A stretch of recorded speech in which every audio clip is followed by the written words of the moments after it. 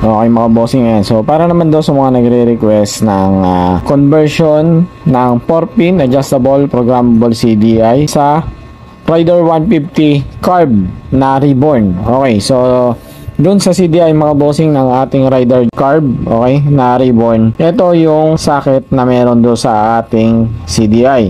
Okay, so magkakaiba kasi ang pole ng bawat CDI ng Rider 150 depende sa model. So sa Rider Reborn, ito yung pole ng ating CDI. Okay, so although pare-pareha sila ng wiring, ng color coding ng Rider 150 any model, pero magkakaiba sila ng pole sa bawat CDI.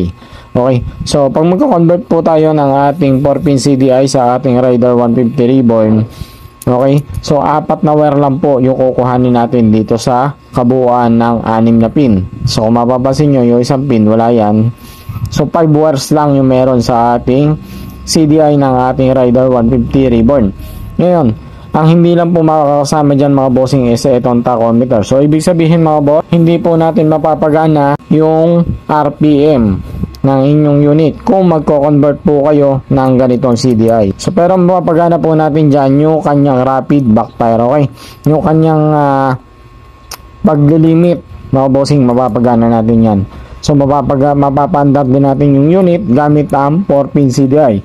So kung halimbawa wala kayong makuhanan na CDI, halimbawa nagkaroon ng problema yung CDI nyo, so ito yung pinakamura na po pwede nating maipalit at magamit yung inyong unit. Yun nga lang, hindi po ninyo mapapagana ang ating tachometer or yung ating RPM. Okay, so pagka-convert mga bossing, napakasimple at napakadali lang. So kung mag-order po kayo nito mga bossing, ayan, so order po ninyo 4-pin CDI. Ayan, so nandiyan lang yan sa ating yellow basket mga bossing. So ang hanapin po natin dyan ay yung ating socket.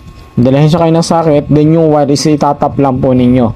Huwag na po ninyong tatanggalin yung socket. Ito, yung kabuong socket na ito. So, doon sa socket mga bossing, doon lang po kayo magtatap ng wire.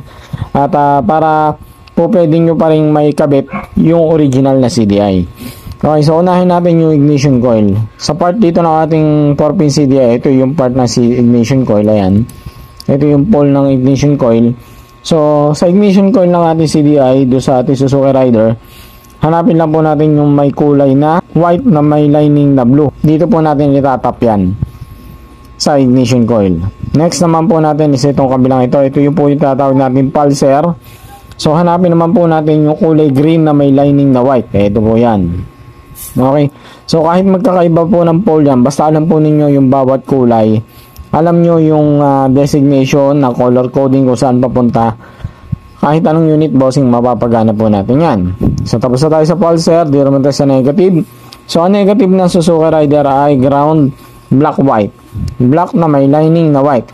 Ang negative po yan ng ating mga Suzuki. Dito po natin siya itatap. Okay? Yung positive naman, syempre accessories wire. So accessories wire ng Suzuki, orange po yon. Okay? So ganun lang kadaling mag-convert mga bossing ng adjustable programmable CDI sa Rider 150 Reborn. Okay?